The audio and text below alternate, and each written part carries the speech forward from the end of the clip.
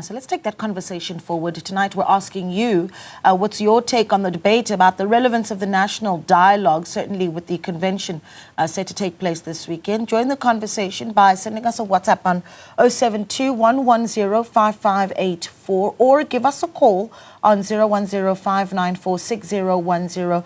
To discuss this, we are joined in studio by the Thabo Mbeki Foundation's Mr. Bongani Kupe.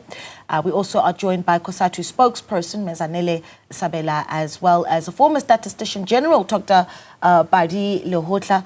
Thank you so much for joining us. What an important discussion. And I'll start here in studio with you, Mr. Kupe. We really appreciate your time. We saw this new organizing committee holding this press briefing today. They're insisting that they're going to go ahead. And again, we're hearing about what you hear from Musi My Money there, the 60-40 spend of where the money is going to come from, 60% from government, 40% they say will be donations in kind by civil society and other contributions. But we have seen the withdrawal of the Thabo Mbeki Foundation. Talk to us about just the general sense from your foundation about the fact that we are going to see this convention take place with or without legacy foundations such as yours this weekend. Yeah, no, thank you very much, and good evening to you, sort of viewers. One of the things we wanted to say was that, remember, for a year we've been working. We are the originators of this project of the National Dialogue, and therefore we've been working around for a whole year trying to conceptualize in terms of how it should unfold. And we've been in discussion with a number of civil society groups that have pledged their support to participate only if this process is not sort of led by government or political parties. And therefore they felt that this is an important sort of project, and therefore it needs to have integrity in order for it to be able to sustain itself. That's why in this process we suggested the eminent persons group with the intention of having people who have contributed positively in the development of South Africa to be the ones who are the face and sort of this project, rather than any other groupings accept them in terms of that. So for us, we feel that in fact this is not one of the reasons people have asked us, is this a normal imbizos that are normally taking place where you pull in people and then after that people complain and then they've left in terms of what they've complained and nothing of it that have been addressed. So this one, we wanted it to be different in the sense that it needs, even in form and in spirit, be different in the sense that it reflects a citizen-led process, not a government-led process. And therefore, when we realized that some of those principles that we have initially agreed with government representatives are not being kept on, that's why we decided it can't move, it can't be business as usual.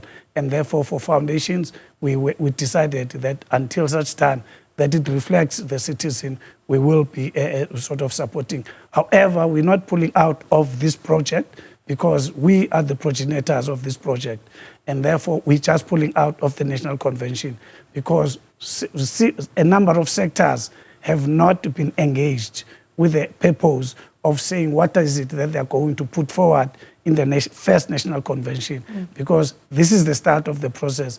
If you have a bad start, then you can't have a good conclusion. So for us, we don't want people to be disappointed with the start and decide not to participate going forward. So is that to say that the Thabo Mbeki Foundation will not participate in the convention, but will take part in the dialogue? That means you won't be part of the planning process? Yeah. It's not the Thabo Mbeki Foundation I'm representing here. It's all the legacy foundations that have decided jointly that the way in which the first National Convention is being planned, it's government-led, it's not citizen-led, and therefore we're not going to participate in it. But the notion of a national dialogue, that's what we originated, and therefore we think it's still important to have a national dialogue that is citizen-led. But in what capacity will you be participating? As the foundations, we are civil society groups, and therefore we have the same claim into making this into the national dialogue as effective as possible. So therefore, none of us have got a much more claim than any other one. Because if it's a national project, therefore every sector of the society have the same claim to this sort of project. Okay, interesting response. But let's bring in some of our other guests. We are joined by Zanele Sabela, of course, who is spokesperson for COSATU. Thank you so much for giving us your time. COSATU continuing to stand in support of this convention as well as the dialogue, despite the many criticisms. I mean, some of the criticisms from the foundations, the legacy foundations, has been a lack of financial and operational infrastructure. They say a lack of meaningful platform for dialogue. Then they say the erosion of citizen leadership.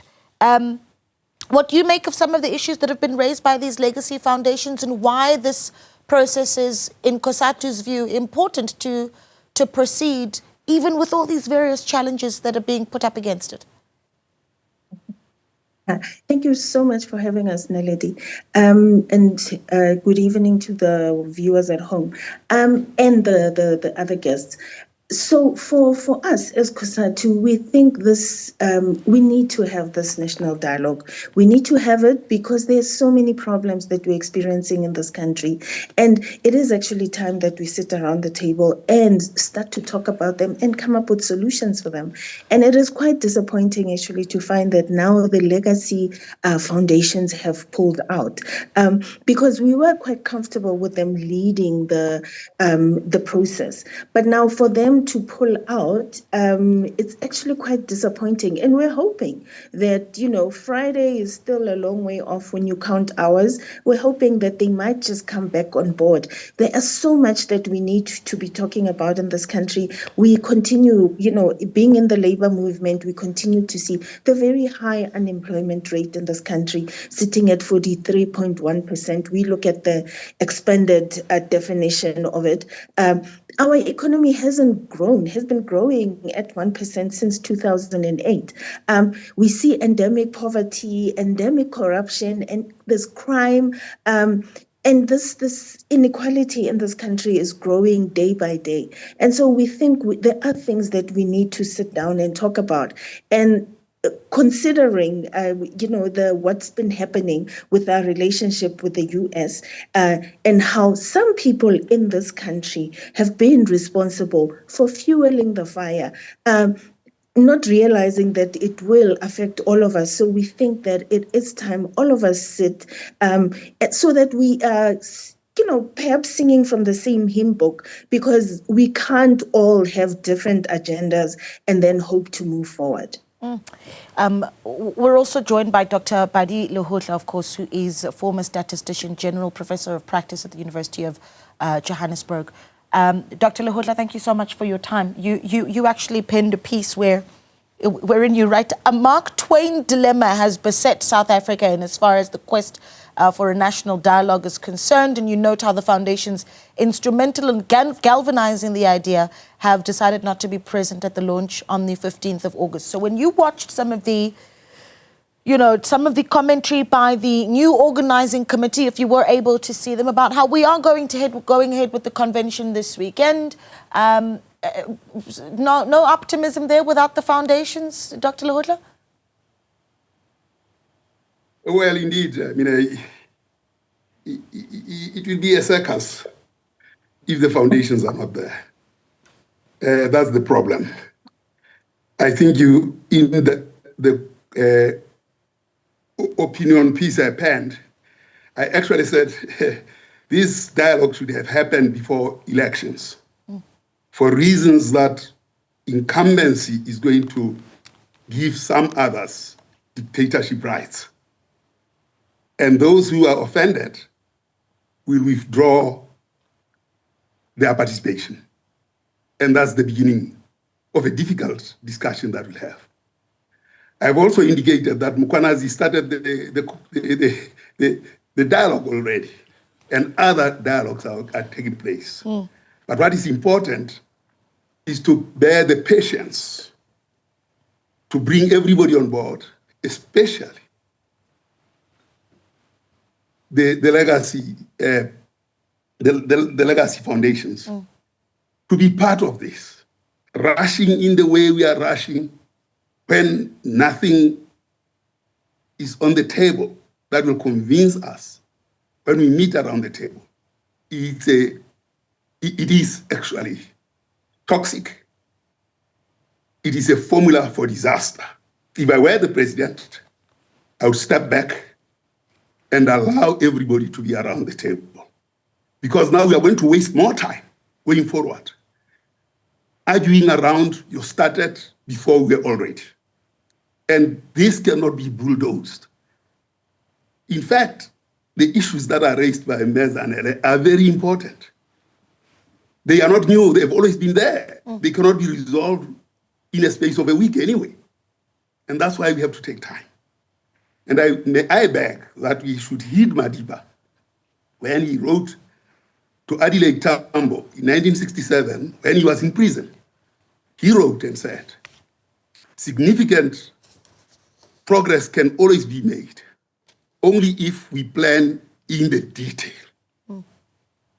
The issue is the plan, even for the convention, is not in the detail required to make us move forward. That, I think, would be my submission. But ideally, we should have had this convention long before the last elections, because incumbency creates opportunism and dictatorships that are involved. Yeah, and perhaps we could actually talk about just how long it was that the legacy foundations were talking about having this dialogue, much of it before the elections indeed. But we'll take calls as well. We've got Maxine calling in from Pretoria. Maxine, good evening. Thank you for calling. Evening, how are you doing? Well, talk to us, Maxine. We're listening.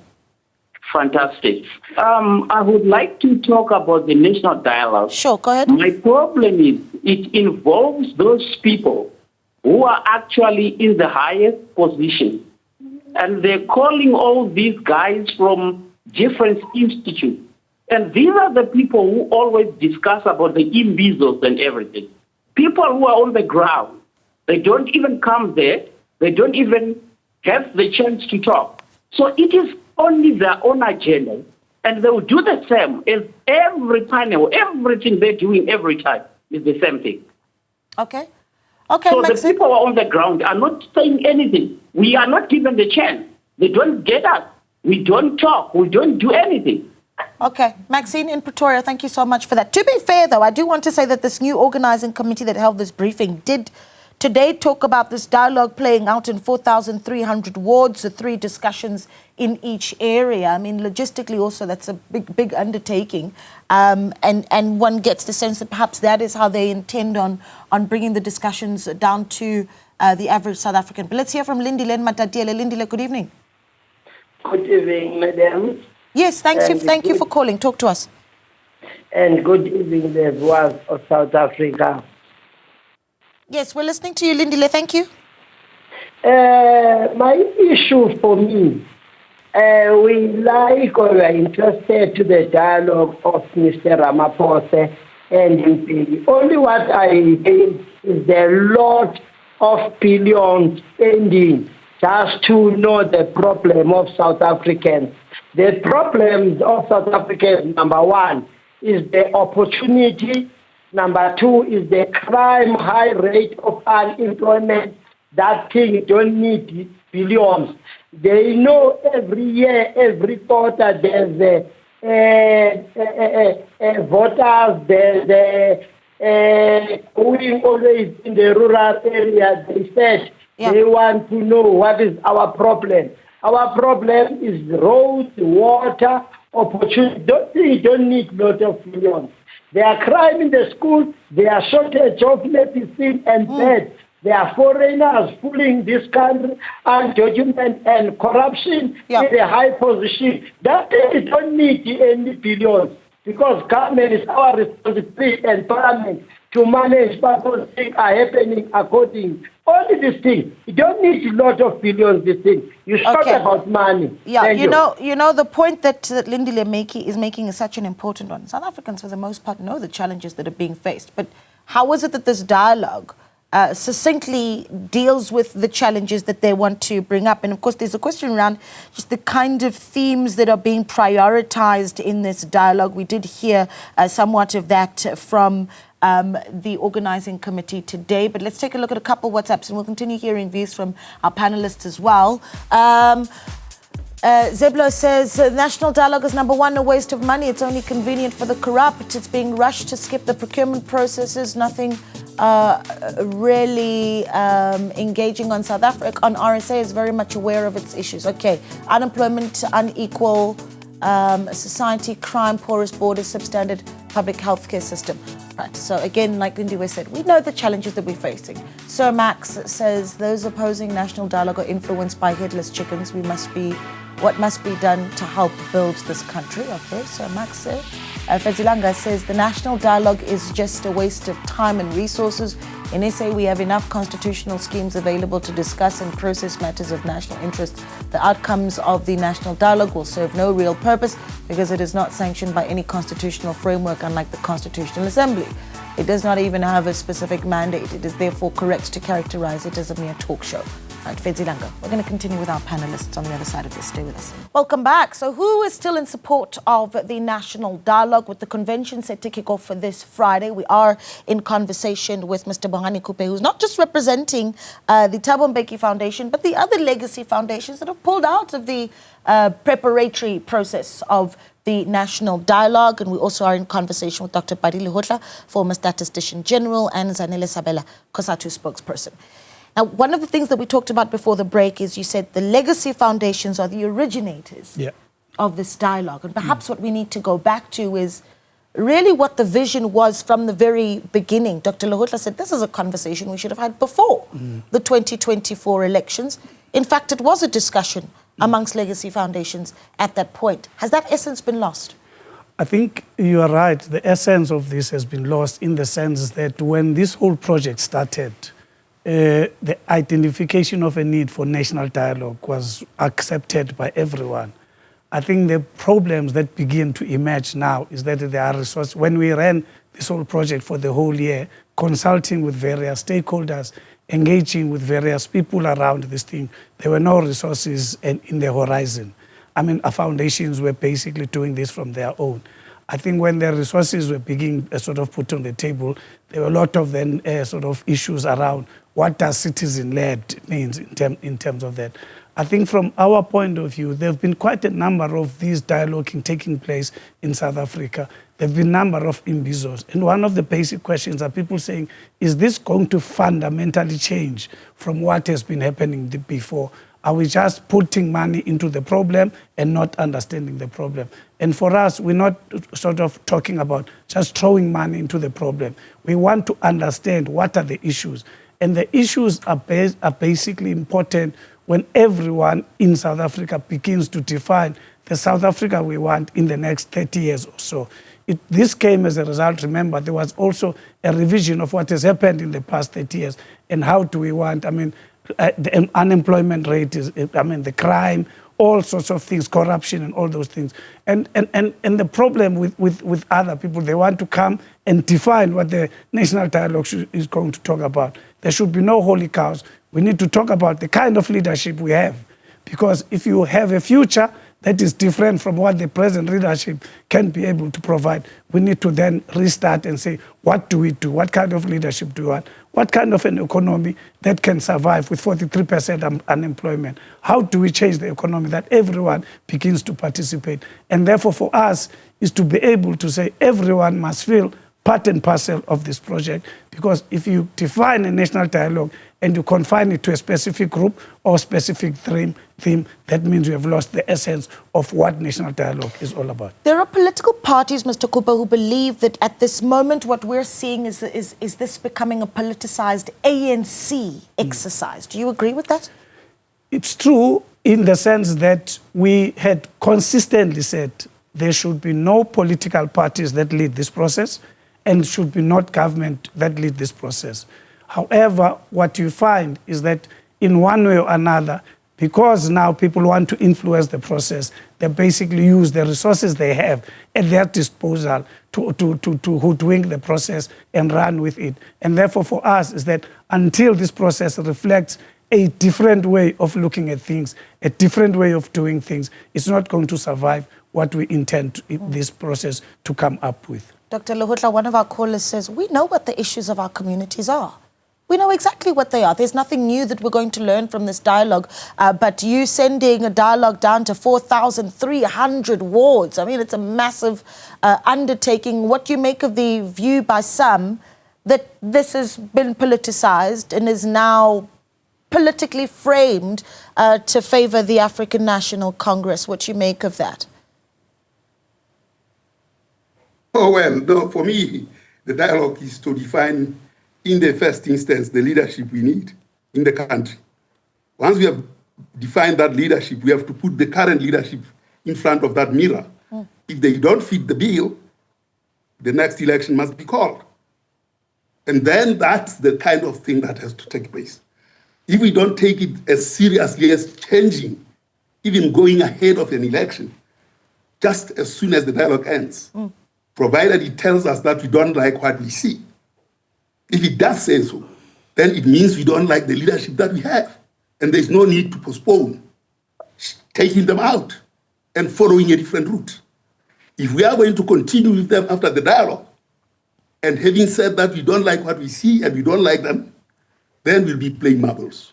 The essence of the dialogue is to define the leadership that we require, the things that we do not like, placing the blame where it belongs, and then if all those are the things we don't like, it would call for an election and a new leadership is taking place. Then we'll start seeing people being serious about taking political power and occupying positions of responsibility. If we don't do that and wait for 2029, then we'll be playing marbles. For me, that's the essence of the dialogue. Ms. Sabela, let's bring you in here. The Democratic Alliance says this is an insider stitch-up designed so that the ANC can revive its electoral fortunes rather than a genuine discussion and action plan about the way forward. What do you say about what the Democratic Alliance says about your own alliance partner in this process? Naledi, we never agree with anything that the Democratic Alliance says. The Democratic Alliance can't say that when we want to sit around the table and discuss issues, now they won't be part of it because they think it will favor the ANC. The Democratic Alliance wants to have its cake and eat it too. They are part of the GNU, and every now and again they want to, like today, they want to come out and take us back. They want to, rewrite legislation that was decided before they were part of government. They consistently in opposition of legislation that will take us forward, things that will take us forward. The fact that all our children in schools their rights should be respected, and that's the Bella Bill. They want to, it is astounding actually that they want to now sit and challenge the Employment Equity Act, Amendment Act, when it's clear that we are far from where we should be. They want to eradicate BEE, when they know, unlike Mr. Trump, who's sitting where he's sitting and possibly doesn't quite know how we got here, they know they were here with us. And so whenever they do these things and they say these things, they're playing to their constituency. And it is important. If they're very unhappy with what is happening, there's nothing wrong with them getting involved in the process and actually leading it or taking part from inside. That way they will get to understand where we come from, where we are coming from when we look at them as a party that is opposed every act that wants to improve the lives of workers. We don't understand it, and we never did understand it. And so it is actually time, because it seems like we seem to be going back. People want to rewind the clock and take us back to apartheid. But we need to sit and actually understand each other again. There was a time when we understood what it was to be South African. At least we could agree on everything. But now all our differences, because we are a diverse country, all our differences now are resulting in us actually fighting each other instead of us finding common ground. And us finding common ground and things that bring us together as South Africans will be the things that take us forward as a country. I do think that it's important to note, though, as part of the legacy foundations that have stepped back, you do have a mix of foundations that speak to, one could argue, the various sort of constituencies that could speak to various political parties. We're talking about, for instance, you've got the Klerk Foundation as part of this grouping that is alongside the Steve Biko Foundation, alongside the Chief Albert Luthuli Foundation. One would argue that the quite a bit of diversity that you see in that grouping. But let's hear from more of our viewers. Mulwantwa is in Kempton Park. Mulwantwa, good evening. Thanks for calling. Well, good evening, Australia. How are you? I'm well. Yeah, talk to us, Mulwantwa. No, my contribution is that, honestly speaking, we're in this situation of the national dialogue because of the failure of government to do its work. Yes. I mean, the issues that affect the country are very clear. But what I'm saying is that, no, the government must just step aside and allow South African citizens to take the dialogue forward because they fail as the politicians in parliament to address the majority of the issues that are facing the country. But do you still believe in the vision of what? But do you still believe in the vision of what this dialogue will do, Mulwantwa? You still believe in what this dialogue will do? We don't need a dialogue to fight corruption. We need a dialogue to fight corruption.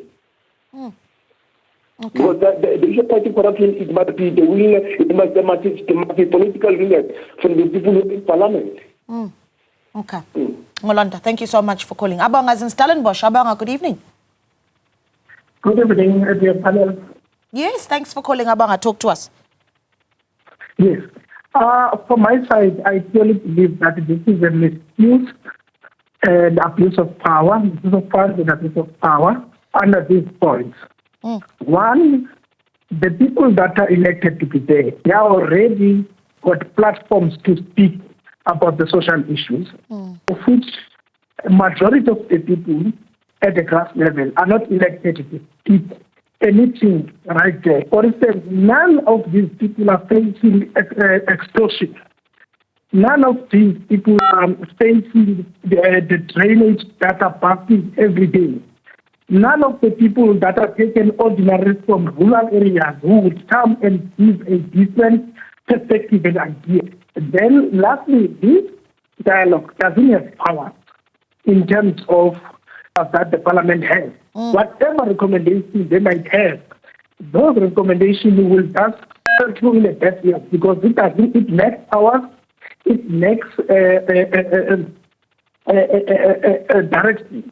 That's the misuse of funds and the waste of time. Yeah, that's some interesting points. Abanga, thank you so much for calling in and sharing your views with us. Mr. Kupe, some key issues that were raised there. Recommendations at the end of this, what do they matter? What happens to them? I think that's something that certainly our viewers want to hear about. And even the issue of diversity. How do we ensure that this dialogue has the representation that is necessary, that speaks to what South Africa really and truly looks like? We'll get into that and some more after this. Stay with us. Welcome back. We speak to various stakeholders still about the upcoming national convention that will prepare us for the national dialogue. The convention, of course, still kicking off on Friday and Saturday. That's what we heard from the new organising committee today in that press briefing, saying that UNISA will be hosting the convention.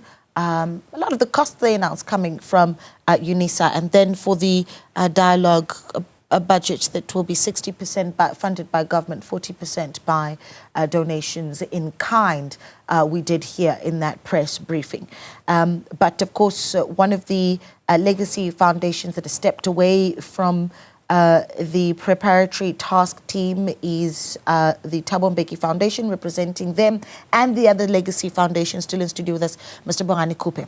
Two issues that we spoke about before the break. Diversity. When you've got the Democratic Alliance that pulls away weeks ago already, how do you ensure that you do have the various constituencies and representations of our country as part of this dialogue, and how important that is? And at the end of it, what do we do with these recommendations? Okay, firstly, because this is a national dialogue, our sort of conviction is that everyone must participate. If the DA is not participating because of a political fight, we don't think it should be part of that fight they have there should not impact our South Africans talking to each other. We've gone around, as I'm saying to you, we're speaking to all sectors of the South African, traditional leaders, all sort of leaders that exist in this world.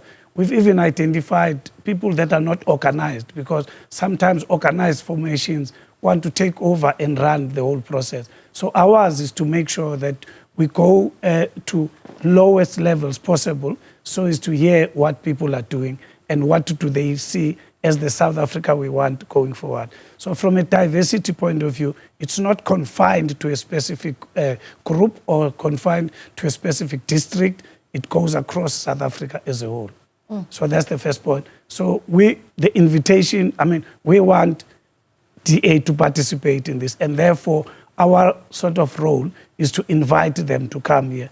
The issue of people not participating should be voluntarily, rather than us saying you don't belong to this national dialogue. That's the first part. But we think if this dialogue will reflect the South Africa we want, because also Parliament is invited to participate. They are participants in this project. All of us are participants. If this dialogue reflects the South Africa we want, we think there is no government that will oppose what people have reflected as the South Africa we want. I think that the party Lehota spoke to the issue of the kind of leadership.